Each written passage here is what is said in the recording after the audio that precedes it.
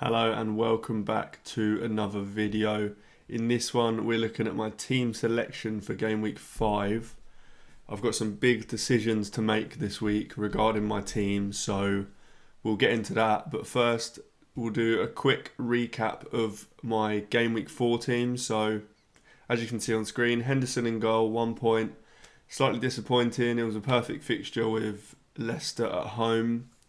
But as I always say, I have very, very low expectations for a 4.5 million goalkeeper or a goalkeeper in general, to be honest. Again, I'm just glad that I haven't spent lots of money on that position. Then Trent Alexander-Arnold wasn't good for him, wasn't good for Liverpool. Was expecting a lot more than 1 point. Slightly disappointed with that one, but it is what it is. Konza, again, the Villa defence just doesn't look great at the moment. 2 goals conceded to Everton, but I'm going to keep him. As long as the fixtures are there, I'll keep him, which they are. So, yeah, Dunk with 6 points. Glad that he managed to get a return, as I'd benched him for the last few weeks, as I didn't really need him. But brought him in for this good fixture, and he got 6 points. So, happy with that. Then Saka, that again, I was expecting that game to have a lot more goals in it, to be honest. And it was obviously quite low scoring, just the 1 goal. But Saka did get a return, so can't complain too much. Bruno Fernandes with a return, finally. Only an assist, but in this low scoring game week, that helped me a lot. Rodgers, frustrating once again. He looks great, not getting any points. Is what it is. Then Eze, was expecting good things from him this game week. I thought this fixture was perfect. Leicester at home. Obviously, he didn't take the penalty, which does reduce his appeal in general. So that is one that I'm going to need to think about whether he's still worth it. He probably is at the price he's at, so around that 7 million mark. Even if he's not on all the penalties, and it doesn't seem like he'll be on a penalty at the moment anyway, because as long as Mateta's scoring them, it'll be hard to take it off of him. But he probably is still worth it at 7 million. You know you're getting 90 minutes. You know you're getting someone who plays high up and very attacking. So I don't think I'll sell him. I imagine I'll probably keep him. Then Erling Haaland, doing what he does. Bagged 2 goals. Had him captain. Not much to say about him really. Isak was a real disappointment coming off at half time. I thought that fixture was going to be so good for him, but didn't pan out that way, annoyingly, and he is a slight problem going forward. He came off with this eye injury, it seemed. He said he had blurry vision or something, so yeah, we'll have to wait and see on him, but I'll talk about him in my Game Week 5 plans. João Pedro obviously didn't feature. Not great, as the fixture looked quite good, but at least he didn't come off the bench. He wasn't on the bench, but at least he didn't make a sub appearance. So I had Robinson come in, which wasn't too bad. A lot of people had Porro, and I did fancy Robinson's chances over Porro. Obviously, Fulham lost their clean sheet in the last couple of minutes to Danny Ings, but I didn't think it was the best fixture, which is why I benched him in the first place. So I'm not too annoyed that he only got 2 points. Anyway, that was 54 points overall. Not a great game week rank of 4.2 million, but overall it was a grey arrow to 1.1 million, and we can now hopefully kick on into the top million. So let's look at how my team's lined up for game week 5 and my thoughts on transfers. Okay, so on to my game week 5 team now, and have Henderson in goal. He has Man United at home. Not a great fixture by all means. Got Valdemarson on the bench, obviously, who won't play.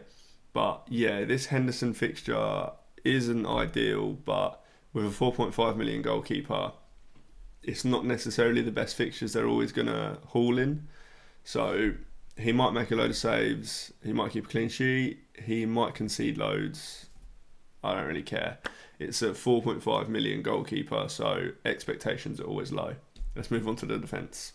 Okay, on to the defenders now, and got Trent Alexander-Arnold with Bournemouth at home. Good fixture, not a great fixture. Bournemouth have been a team I've been really impressed with this season so far. So I probably do expect Bournemouth to score, but with Trent, there's always a chance of an attacking return, so he's definitely playing. Porro with Brentford at home, obviously benched Porro for the last couple of game weeks. In game week 3, it was a tough watch as I had him benched, as he took the most shots in the game week. Game week 4, not so much against Arsenal, but he comes back into the team now against Brentford at home. Again, not the best fixture, Brentford, although now that Wissa's out and obviously Thiago's out as well, they are struggling with a striker a little bit. I'd imagine that Kevin Schade will probably play there. Could be Fabio Carvalho, although he prefers to play on the left. Could be Mbomo, although I'm not sure they've got a particularly great right-sided player. So it'll probably be one of those three. I imagine that probably will be the front three. Whether we see it set up like that, I'm not sure. But yeah, they've got problems going forward, but I still think they've probably got enough to cause Spurs problems. It doesn't take much to cause that Spurs defence problems, given that they are quite a bad defence. But regardless, Porro will be very attacking. He'll be going into those number 10 positions, so every chance of an attacking return. Then, at the moment, it's Dunk in as the third defender. You can see on the bench, I've got Konza with Wolves at home and Robinson with Newcastle at home. So Robinson probably does have the worst fixture out of those three. Konza with Wolves at home is a great fixture. Obviously, Dunk with Nottingham Forest at home is a pretty good fixture as well. Nottingham Forest they're good at the back, but going forward, I still expect Brighton to keep it quite tight. The Brighton defence has been pretty good so far this season, and better than the Villa defence. So that's the reason I've got Dunk playing at the moment over Konza. There is almost no chance that I make a defender transfer this week. So this will be how it's set up. Whether I need Konza or not, we'll talk about in a little bit, but it's not the worst fixture if I do need him. Okay, now moving on to the midfield, I have Bukayo Saka with Man City away. Obviously not a great fixture. When I talk about my future plans and transfers for this week, he is one that could make way. We saw him go off with a knock against Spurs. I don't think there's much in that, to be honest. I think he's going to be absolutely fine for the weekend, game week 5. So I'm not really too worried about that. But there is a world where I take him out, and we'll go through that in a little bit. Bruno Fernandes with Crystal Palace away. Again, Crystal Palace defence hasn't been as good as we thought it would be this season. So I don't think that's a bad fixture. Fernandes is playing really high. When you watch Man United games, he's always involved. So I don't mind this fixture at all. Rodgers has Wolves at home. Rodgers has been frustrating to own, no doubt about it. But he's been playing 90 minutes every single game, so you can't really knock it too much. He is only 5 million, so expectations should be pretty low. But yeah, it's been tough. He played 90 minutes in the Champions League against Young Boys this midweek, so whether that means he'll then get reduced minutes this weekend, we will see. I don't know who actually would fill in that position if it wasn't him playing. Maybe they'd go to Duran and Watkins both up top. We don't really have any information on that, to be honest. So at the moment, Rodgers seems fine, and I'll definitely play him in this fixture. Eze has Man United at home. Now, yeah, this isn't the best fixture, but I'm not that high on Man United's defence at all, so I don't see this as a bad fixture, really. So I'm more than fine with playing him. Yeah, my expectations are slightly lower now that he's probably not going to take the next penalty, but he's still a good own, and he's at 7 million or 6.9, whatever he is now. I still think that he'll be absolutely fine, so I've got no issues with Eze at the moment. Okay, we're on to the forwards now, and this is where we've got some problems with the team. First problem being that Haaland plays Arsenal at home. That's about as bad a fixture as it gets for an attacker.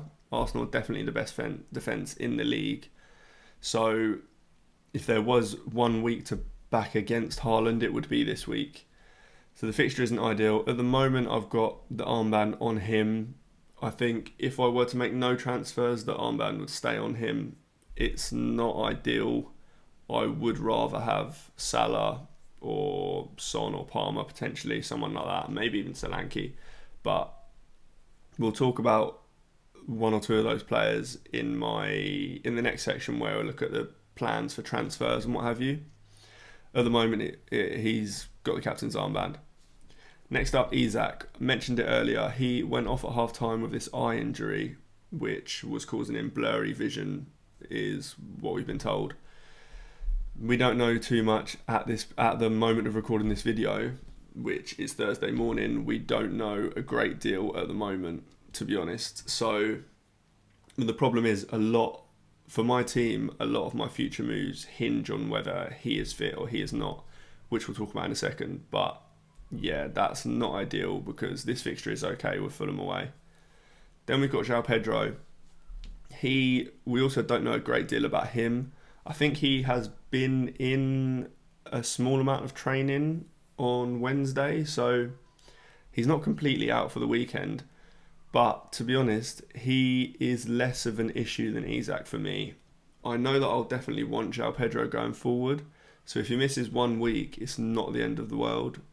I can just let Konza come in, as that's not a bad fixture with Wolves at home.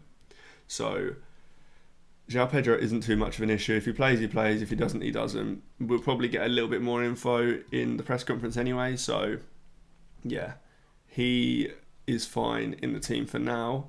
And we'll now look at what my options are with my 3 free transfers and talk about when I'm going to wildcard a little bit. Okay, now this is one option I've got. If Isak is definitely out, then what I can do and what I've done on screen here, this is on the Fantasy Football Hub website. You can use the link in the description to get 50% off at the moment, and you can play around with all kinds of moves for your team, see if you can afford it. You can also get a transfer suggestion from the AI tool, so lots to play around with on there. And what I've done here is, if Isak is out, I can do Isak to Vardy to free up some funds, and then Saka to Salah. They're the 2 moves that I've done on here. That gives me the best captain for the week. Salah's definitely the best captain this week. So that would give me the best captain this week. It would also give me Jamie Vardy for 1 week. Now, what this would kind of lock in that I would wildcard in game week 6, I think. I'd be getting rid of Saka, and I definitely want Saka back from game week 6. So, and I want lots more Arsenal players in game week 6 onwards. So this would lock in the wildcard in game week 6 for me. That would mean that I've got Vardy for 1 week.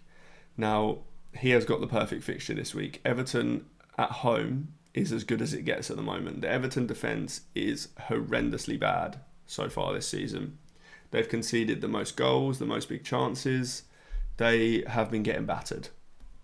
So Jamie Vardy with Everton at home this week is a great 1 week punt, and it's a route to give me Salah. Now, if I didn't want to lock in the wild card, we'll have a look about how I can go and do that now. Right, so if I didn't want to lock in the wild card in game week 6, then if Isak's fine, then I can roll. I can play Isak.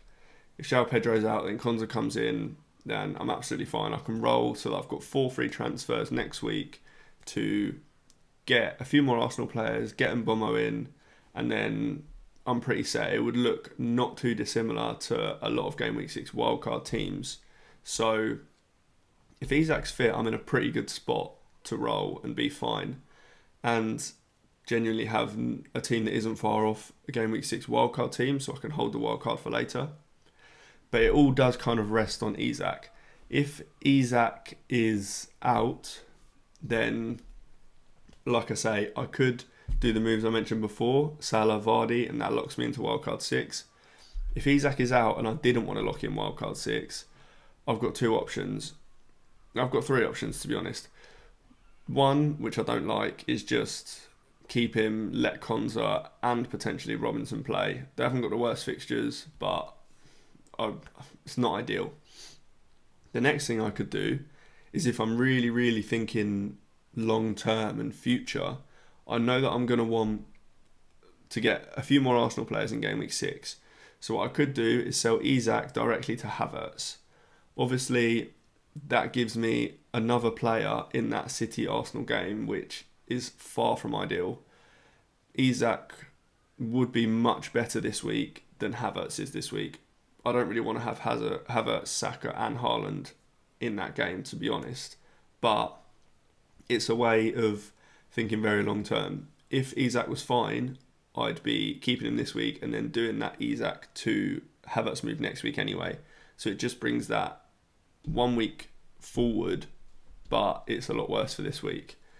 If I wanted to kind of optimise and maximise for this week, then what I could also do if Isak is out is sell Isak, bring in Dominic Solanke, who has a much better fixture this week. He has Brentford at home, so a lot better for this week.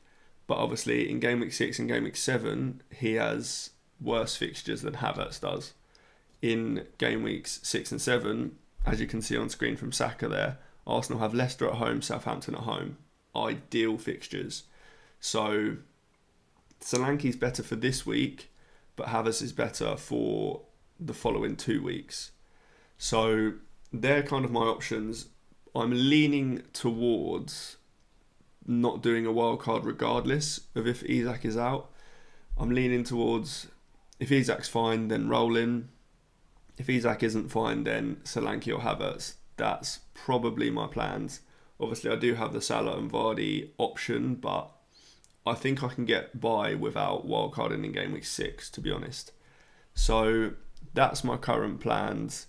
We'll see what happens with Isak. We'll see what happens with João Pedro, albeit that doesn't change much for my team.